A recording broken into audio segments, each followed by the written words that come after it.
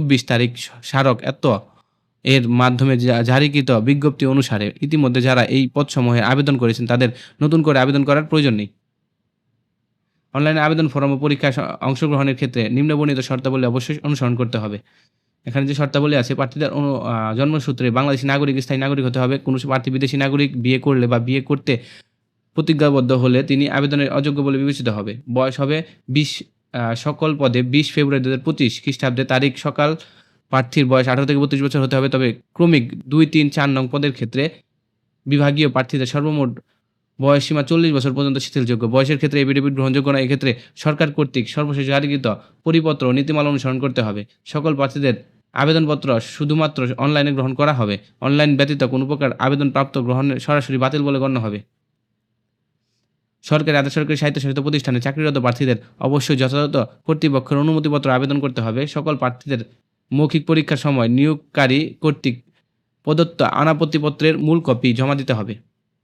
সকল জেলার বাসিন্দাগণ আবেদন করতে পারবেন। অনলাইন আবেদনপত্র পূরণের নিয়মাবলী ও করণীয়। পরীক্ষায় অংশগ্রহণ ইচ্ছুক ব্যক্তি nbr.teletalk.com.bd ওয়েবসাইটে আবেদন পূরণ করতে পারবেন। আবেদনের সময়সীমা নিম্নরূপ। অনলাইন আবেদন পূরণ ও আবেদন ফি জমা দেওয়ার তারিখ হচ্ছে 11 ফেব্রুয়ারি 2025 সকাল 9 ঘটিকা থেকে।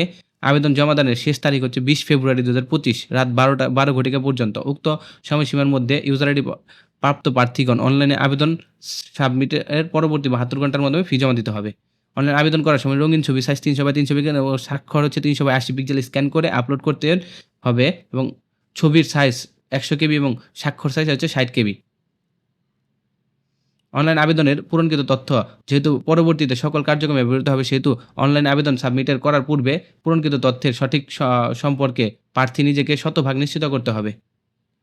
অনলাইনে আবেদন করার পর 72 ঘন্টার মধ্যে ফি জমা দিতে হবে। ফি দেওয়ার জন্য টেলিটক প্রিপেড নাম্বার থেকে 2টি SMS এর মধ্যে ফি জমা দিতে হবে।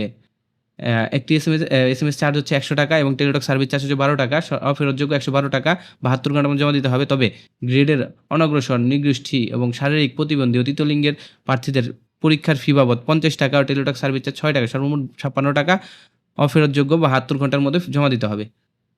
ফি জমা দেওয়ার জন্য SMS পাঠাতে হবে 2টা। একটা হচ্ছে NBR স্পেস ইউজার আইডি লিখে পাঠিয়ে দিতে হবে 160 নাম্বারে এবং ফিরতি SMS আপনাদের একটা পিন নাম্বার পাওয়া যাবে এবং পিন নাম্বার দ্বিতীয় SMS পাঠাতে হবে। NBR স্পেস ইয়েস লিখে পিন নাম্বার লিখে পাঠিয়ে দিতে হবে 160 নাম্বারে।